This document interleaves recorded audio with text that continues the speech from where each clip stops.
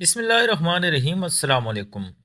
گرو ماں اپنے کام میں مصروف بے نام سی سوچوں میں گم تھی جب بے ساختہ ایک چیخ سن کر میں ہڑبڑا کر ہوش میں آئی اور اپنے ارد گرد دیکھا جہاں میں کمرے میں اکیلی تھی اور باقی سب باہر تھے۔ یہ کمرہ گرو کا تھا جہاں کی خاص صفائی کی جاتی کیونکہ گرو کو گندگی بالکل بھی پسند نہیں تھی، چاہے وہ گندگی برائے نام ہی کیوں نہ ہو۔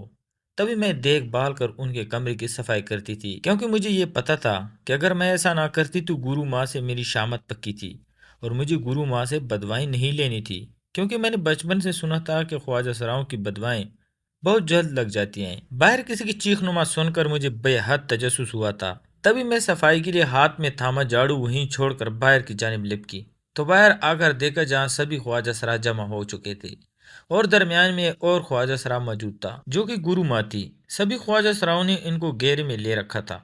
دور سے مجھے کچھ نظر نہیں آ رہا تھا، لیکن پھر میں قریب گئی تو یہ دیکھ کر دنگ رہ گئی کہ وہ سبھی خواجہ سرا رو رہے تھے۔ میں نے مزید آگے ہو کر دیکھا تو گرو ماں کے ہاتھ میں ایک بچہ سفید کمبل میں لپٹا ہوا تھا جو بے حد خوبصورت تھا، بالکل کسی فرشتے جیسا، مگر اس کو گرو ماں کے ہاتھ میں دیکھ کر میری بھی آنکھیں نم ہو گئیں، کیونکہ بنا پوچھے بھی میں جانتی تھی کہ وہ بچہ بھی ایک خواجہ سرا تھا جسے ماں باپ بوجھ سمجھ کر خواجہ سراؤں کے ٹھکانے پر چھوڑ گئے تھے۔ دکھ صرف اس بات کا نہیں تھا کہ اس معصوم بچے کی زندگی اب برباد ہو گئی تھی اور اب یہ بھی بڑا ہو کر یہاں موجود خواجہ سراؤں کی طرح کی زندگی گزارے گا، لوگوں کی محفلوں میں ناچے گا، ذلیل ہوگا اور پھر پیسے کمائے گا۔ بلکہ دکھ تو مجھے اس بات کا بھی تھا کہ اس بچے کے ماں باپ نے اسے ایک خواجہ سرا سمجھا تھا، نہ کہ اپنی اولاد۔ وہ اللہ کی رضا میں راضی نہیں ہوئے تھے۔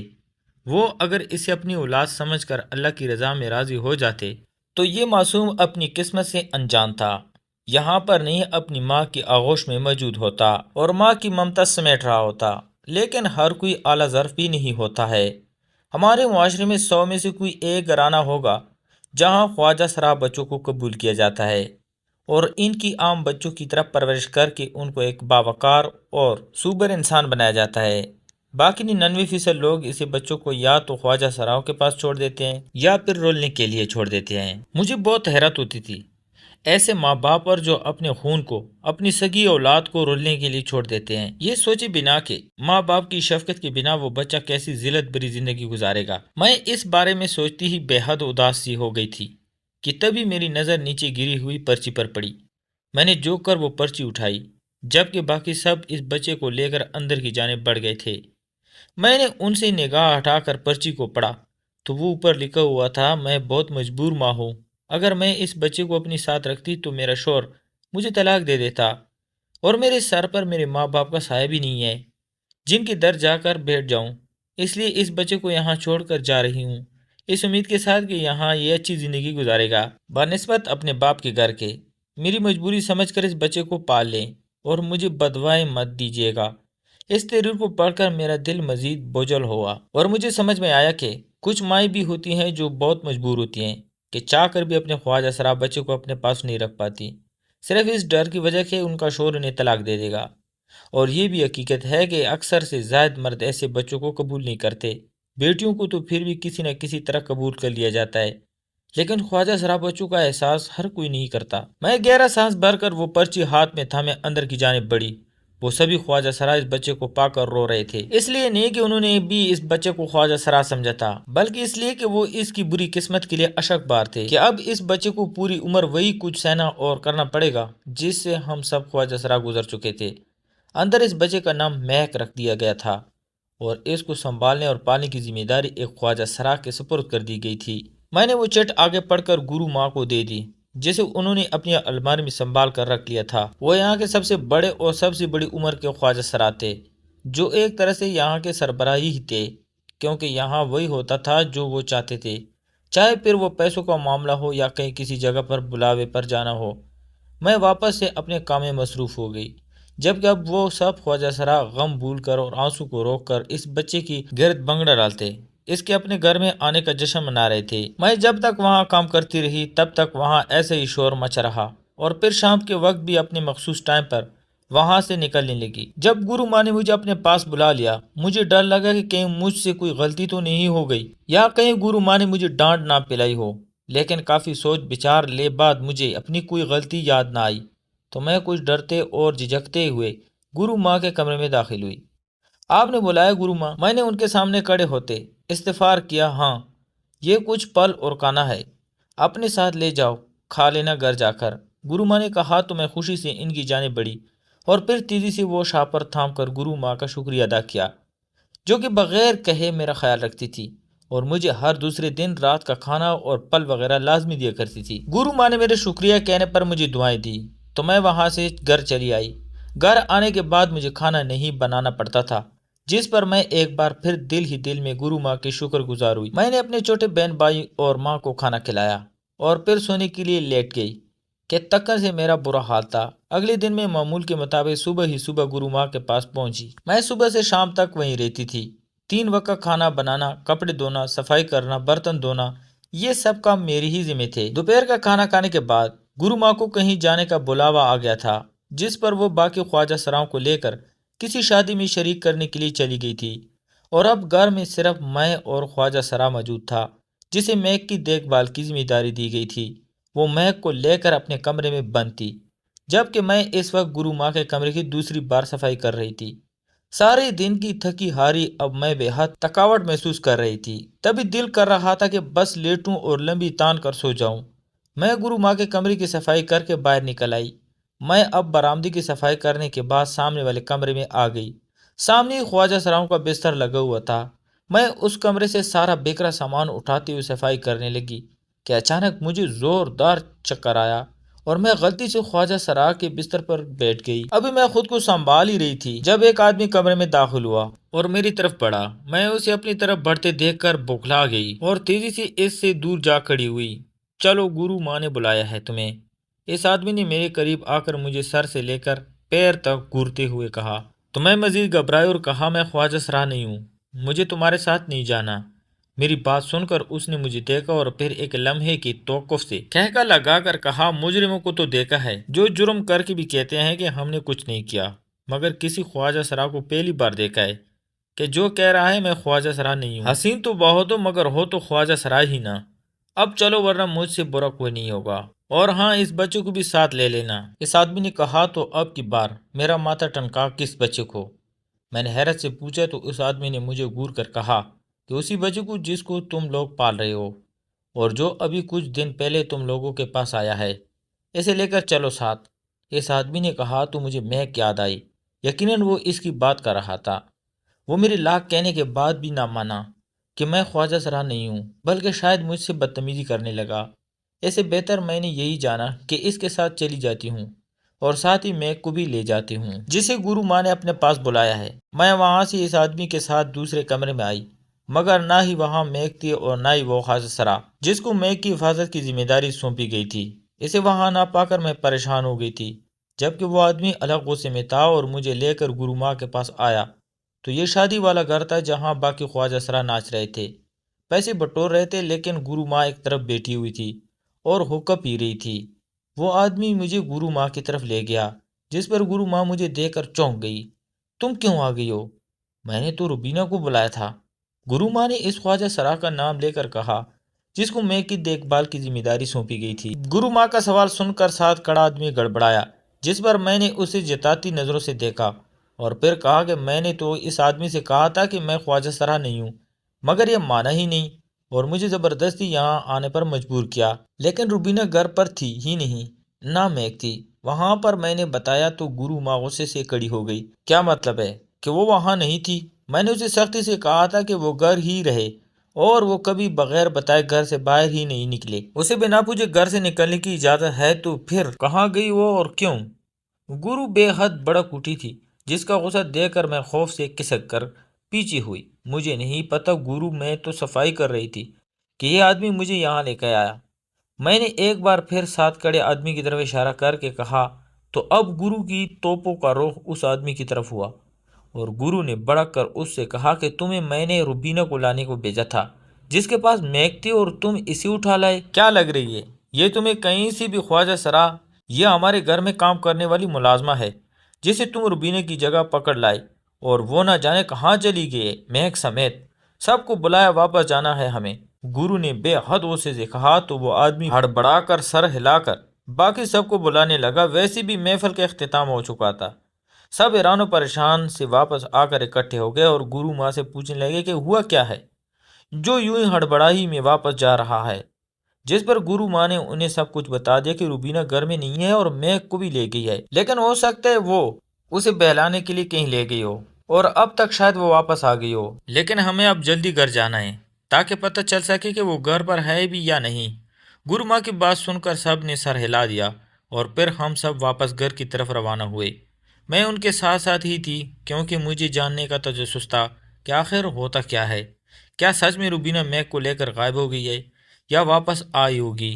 گھر والوں کی مجھے فکر نہیں تھی کیونکہ مجھے پتا تھا کہ اماں نے کھانا بنا لیا ہوگا، کیونکہ صبح ہی میں نے ضرورت کا راشن گھر میں ڈلوایا تھا۔ کچھ ہی دیر ہم گاڑی میں بیٹھ کر گھر کی طرف روانہ ہو چکے تھے، مگر گھر پہنچے تو ابھی تک روبینہ واپس نہیں آئی تھی۔ گرو کے ساتھ ساتھ باقی سب پریشانی میں بھی اضافہ ہو چکا تھا۔ آخر کار وہ گئی کہاں؟ آج تک ایسا نہیں ہوا تھا کہ کوئی خواجہ سرا کسی نئے آنے والے بچے کو لے کر یہاں سے بھاگا ہو، اور ویسے بھی روبینہ ایک قابل اعتبار خواجہ سرا تھا جس پر گرو ماں آنکھ بند کر کے بھروسہ کرتی تھی، کیونکہ روبینہ بچپن سے یہاں رہ رہی تھی۔ پہلے یہاں کی گرو ماں کوئی اور تھی جس کی موت کے بعد یہ والی گرو ماں یہاں کا نظام چلانے لگی۔ جب روبینہ یہاں آئی تھی تو موجود گرو ماں تب 18 سال کی جبکہ روبینہ 5 سال کی تھی، تو گرو ماں کو روبینہ پر بہت زیادہ اعتبار تھا کیونکہ ان کا روبینہ کے ساتھ کئی سالوں کا ساتھ تھا۔ گرو ماں نے اپنے خاص 2 آدمیوں کو روبینہ کی تلاش پر لگایا تھا اور ساتھ ہی ساتھ اس کی فوٹو بھی دے دی تھی تاکہ انہیں ڈھونڈنے میں آسانی ہو۔ وہ دونوں آدمی اس کے گارڈ تھے جو یہیں سرونٹ کوارٹر میں رہتے تھے جو اس گھر کے پیچھے بنائے گئے تھے۔ رات کا وقت تھا تو وہ لوگ خود باہر نہیں جا رہے تھے بلکہ گارڈز ہی ان کو ڈھونڈتے رہے تھے۔ سب لوگ بے حد پریشان تھے اور دعا کر رہے تھے کہ روبینہ مل جائے۔ میں رات بھر سب کو پانی اور چائے دیتی رہی کہ کوئی بھی پریشانی کے باعث رات بھر سو نہیں پائے تھے، اور یوں ہی صبح کا اجالا ہر سو پھیل گیا تھا۔ گارڈز نے بھی ساری رات اسے ڈھونڈا تھا مگر وہ انہیں نہ ملی، جس پر اگلے دن گرو ماں تھانے چلی گئی تھی اور اس کے مسنگ ہونے کی رپورٹ درج کرائی تھی، جس کے بعد پولیس نے روبینہ کو تلاش کرانا شروع کر دیا تھا۔ صبح کا ناشتہ بنا کر میں نے سب کو دیا اور پھر گرو ماں کے ساتھ ہی روبینہ کی تلاش میں نکل پڑی۔ مجھے یہاں کام کرتے ہوئے 3 سال ہو چکے تھے اور میری یہاں کے سبھی خواجہ سراؤں کے ساتھ کافی گہری دوستی تھی، تبھی میں بھی روبینہ کے لیے بے حد پریشان تھی۔ یہاں کام کرنے سے پہلے میں بے حد غریب ہوتی تھی کیونکہ میرا تعلق ہی ایک غریب گھرانے سے تھا۔ میں 18 سال کی تھی جب میرے بابا کا ہارٹ اٹیک سے انتقال ہو گیا۔ میرے بھائی بہن باقی سب چھوٹے تھے جو کما نہیں سکتے تھے، تبھی ابا کے بعد میں نے ہی لوگوں کے گھروں میں کام کرنا شروع کر دیا تھا، جس کے بعد کچھ نہ کچھ پیسے گھر آنا شروع ہو چکے تھے، جس کی وجہ سے ہمارا گزارا کچھ آسان ہونے لگا تھا۔ ابا ایک مزدور تھا جو روز مزدوری کر کے پیسے کماتا تھا، کوئی مستقل کام تو تھا نہیں کہ پینشن آتی جس سے ہمارا آسانی سے گزارا ہو جاتا، تبھی مجھے اب کام کرنا پڑ رہا تھا۔ اماں بھی گھر میں کپڑوں کی سلائی کا کام کر لیتی تھی۔ میں نے FSC کے بعد پڑھائی چھوڑی تھی کیونکہ ابا کی وفات کے بعد اتنے پیسے نہیں تھے کہ میں مزید اعلیٰ تعلیم حاصل کر پاتی۔ لوگوں کے گھروں میں کام کرتے مجھے بے حد ذلت کا سامنا کرنا پڑتا تھا، کبھی تنخواہ وقت پر نہ ملتی، کبھی کوئی چیز مجھ سے غلطی سے ٹوٹ جاتی تو کبھی تنخواہ میں سے پیسے کٹ جاتے، اور کبھی بچے مجھ سے بے حد بدتمیزی کرتے، اور اسی وجہ سے ایک دن ایک بچے کو میں نے بری طرح ڈانٹ دیا جو مجھ سے بدتمیزی کر رہا تھا، جس پر مالکن نے مجھے گھر سے نکال دیا کیونکہ میں نے ان کے بچے کو ڈانٹا تھا۔ اس دن اس گھر سے نکل کر سڑک پر بیٹھی پریشانی سے پوٹ پوٹ کر رو رہی تھی کہ میرے پاس 1 روپیہ تک نہ تھا، اور یہ پریشانی اس بات کی تھی کہ میں آج گھر میں پکانے کے لیے سبزی کہاں سے لے کر جاؤں گی۔ ابھی کچھ دیر ہی گزری تھی کہ جب کچھ خواجہ سرا میرے پاس آ کر کھڑے ہو گئے، جس پر میں گھبرا کر اٹھ کھڑی ہوئی، مگر سامنے ہی گرو ماں کھڑی تھی جس نے مجھ سے رونے کی وجہ پوچھی، تو میں نے کچھ روتے اور کچھ جھجکتے ہوئے رونے کی وجہ بتا دی، جس پر گرو ماں نے جیب سے کچھ پیسے نکال کر مجھے دیے۔ میں نے پیسے لینے سے منع کر دیا مگر گرو ماں نے نرمی سے مجھے ڈپٹ کر مجھے پیسے زبردستی میرے ہاتھ میں تمائے اور پھر ایک پرچی بھی مجھے دے دی جس پر ایک پتہ درج تھا۔ میں نے رونا بند کر کے ناسمجھی سے گرو ماں کو دیکھا تو گرو ماں نے کہا کہ اگر تمہیں زحمت نہ ہو نہ ہی ہم سے کراہت کا احساس ہو تو ہمارے گھر کام کے لیے آنا، ہمیں ایک ملازمہ کی ضرورت ہے جو گھر کے سارے کام نپٹائے۔ گرو ماں کے الفاظ سن کر میں شرمندہ سی ہو گئی اور کہا کہ مجھے کسی قسم کی کوئی پریشانی نہیں، میں روز کام کرنے آ جایا کروں گی۔ میں نے کہا تو گرو ماں میرا چہرہ تپک کر اپنے ساتھیوں کے ساتھ وہاں سے چلی گئی۔ میری مشکل حل ہو گئی تھی۔ اور اب میں روز گرو ماں کے گھر میں کام کرنے لگی تھی۔ میری سب خواجہ سراؤں کے ساتھ بہت اچھی دوستی ہو گئی تھی اور مجھے وہاں کبھی کام کرتے ہوئے کسی قسم کی مشکل پیش نہ آئی تھی، نہ ہی کبھی کسی نے کسی کمی پیشی پر مجھے ڈانٹا تھا، جس پر مجھے احساس ہوا تھا کہ خواجہ سرا مرد اور عورت دونوں سے اچھے اور احساس کرنے والے ہوتے ہیں۔ گرو ماں مجھے ہر مہینے ایک معقول تنخواہ دیتی تھی، جس میں میرا اور میرے گھر والوں کا بآسانی گزارا ہو جاتا تھا۔ وہ لوگ مجھے رات کو واپس جانے سے پہلے پکا ہوا کھانا اور پھل وغیرہ بھی دیتے تھے اور کبھی جتایا بھی نہیں تھا، جس سے میری عزت نفس بھی برقرار رہتی تھی۔ مجھے یہاں کام کرنے 3 سال ہو چکے تھے اور اب میں 21 سال کی ہو چکی تھی، اور ان 3 سالوں میں یہ پہلی بار تھا کہ کوئی بچہ یہاں چھوڑ کر گیا تھا، ورنہ یہاں جو خواجہ سرا اکثر آتے رہتے تھے اور یہیں ہو کر رہ جاتے تھے۔ لیکن اب روبینہ کی گمشدگی سب کے لیے ایک معمہ بن چکی تھی۔ ہم چلتے ہوئے اب بس سٹاپ پر پہنچ چکے تھے، جہاں کئی بسیں کھڑی تھی اور مسافر کچھ ان بسوں سے اتر رہے تھے تو کچھ چڑھ رہے تھے۔ ہم اور گرو ماں سب بس ڈرائیوروں اور کنڈکٹروں سے جا کر پوچھ رہے تھے، ساتھ ہی روبینہ کی تصویر بھی دکھا رہے تھے، مگر کہیں سے کچھ پتہ نہیں چل رہا تھا۔ تبھی ایک آخر بس کی جانب بڑھے کہ شاید کچھ پتہ چل جائے، اور پھر ہمیں وہاں سے پتہ چل ہی گیا کہ روبینہ اسی بس میں بیٹھ کر کہیں گئی ہے۔ تبھی ہم سب اس بس میں بیٹھ گئے، جس نے اگلے آدھے گھنٹے میں ہمیں وہاں اتار دیا جہاں اس نے روبینہ کو اتارا تھا۔ ہم لوگوں سے پوچھتے ہوئے اس جگہ پر پہنچ چکے تھے جہاں پر لوگوں نے بتایا کہ روبینہ آئی ہے۔ ہم اس گھر کے سامنے پہنچے تو یہ دیکھ کر دنگ رہ گئے کہ سامنے ہی روبینہ میک کو کمبل میں لپٹے دروازے کے باہر بیٹھی ہے، اور دروازہ بند ہے۔ اس کے ہاتھ میں ایک چوری تھی، جس سے وہ ہر اگلے سیکنڈ بعد اس گھر کے دروازے کو بجا رہی تھی، اور ساتھ یہ کہہ رہی تھی کہ مجھے انصاف چاہیے، اپنے لیے نہیں میک کے لیے۔ ہم سب حیران سے ہوتے گرو ماں کے پیچھے چلتے اس کے سر پر پہنچے تو وہ ہم سب کو دیکھتی گڑبڑا کر اٹھ کھڑی ہوئی، اور پھر دیکھتے ہی دیکھتے رونے لگی اور میک کو تھامے تھامے گرو ماں کے سامنے ہاتھ جوڑ دیے۔ گرو ماں نے اس کی جوڑے ہوئے ہاتھ کھولے اور پھر پوچھا کہ کیوں کیا تم نے ایسا، اور یہ گھر کس کا ہے؟ گرو ماں کا پوچھنا ہی تھا کہ روبینہ ایک بار پھر پھوٹ پھوٹ کر رو دی اور میک کو خود میں بھیج کر کہنے لگی کہ یہ میرے ماں باپ کا گھر ہے، مر چکے ہیں، اور اب یہاں میرا بھائی اور بھابھی رہتے ہیں، اور ساتھ میں ان کے بچے بھی۔ روبینہ نے کہا تو گرو ماں نے پھر سے پوچھا کہ اس سب سے میک کا کیا تعلق ہے، جس پر روبینہ نے بتایا کہ میک میری بھتیجی ہے، میرے سگے بھائی کی بیٹی۔ روبینہ کی اس انکشاف پر ہم سب کے منہ کھولے کے کھولے رہ گئے کہ ایسا بھلا کیسے ہو سکتا ہے؟ تمہیں کیسے پتہ نہ میک تمہاری بھتیجی ہے؟ اسے تو کوئی نامعلوم عورت ہمارے گھر کے دروازے پر چھوڑ گئی تھی۔ گرو ماں نے اچنبھے سے سوال کیا تو روبینہ نے میک کا بایاں بازو ننگا کیا اور وہاں پر موجود بڑے سے تل کی طرف اشارہ کر کے کہا کہ یہ ہمارے خاندان کا پیدائشی نشان ہے، ایسا ہی ایک نشان میرے کندھے پر بھی ہے، میری ماں کے کندھے پر بھی اور بھائی کے کندھے پر بھی ہے۔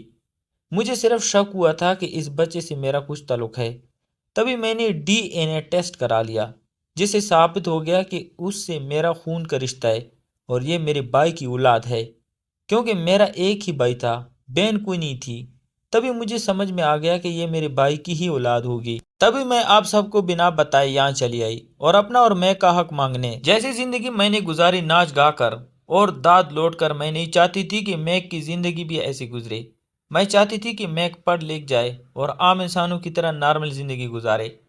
تبھی میں اسے وہاں سے لے کر بھاگ آئی، کیونکہ میں جانتی تھی کہ ایسا ممکن نہیں۔ روبینہ بول کر چپ ہوئی تو گرو ماں نے گہرا سانس بھرا، جیسے وہ سب سمجھ گئی ہو، مگر میں نے حیرت کے باعث پوچھا کہ کیا تمہیں بھی تمہارے ماں باپ نے گھر سے نکال دیا تھا؟ میرے سوال پر گرو ماں نے مجھے گورا تو میں نے لب دانتوں تلے دبا دیے، مگر روبینہ روتی ہوئی کہنے لگی کہ مجھے میرے ماں باپ نے نہیں بلکہ صرف ماں نے گھر سے نکالا تھا، کیونکہ نہ میں عورت تھی نہ ہی مرد، بلکہ ان دونوں کے بیچ کی چیز تھی، یعنی خواجہ سرا اور میری ماں کو بیٹی تو قبول تھی مگر خواجہ سرا نہیں۔ اس نے مجھے کبھی اپنے پاس نہیں پٹکنے دیا، بلکہ ہمیشہ مجھ سے نفرت کا اظہار کیا۔ میرے ابا کو بھی میں خاص پسند نہیں تھی، لیکن مجھ سے نفرت کا اظہار نہیں کرتے تھے، نہ ہی دھتکارتے تھے، بلکہ مجھے میرے حال پر چھوڑ رکھا تھا۔ مجھے میری دادی نے ہی پالا پوسا۔ میری سگی ماں میرے بڑے بھائی سے بے حد پیار کرتی، اس کو اپنے ہاتھوں سے کھانا کھلاتی، اس کے کپڑے دھوتی، اس کو نہلاتی دھلاتی، اسے تیار کر کے سکول بھیجتی، اس کے ساتھ کھیلتی، اس کے ناز نخرے اٹھاتی اور اس سے بے حد لاڈ و پیار کرتی۔ لیکن میرے معاملے میں ایسا کچھ نہیں تھا۔ میری ماں مجھے دھتکارتی تھی، مجھ سے نفرت کا اظہار کرتی تھی۔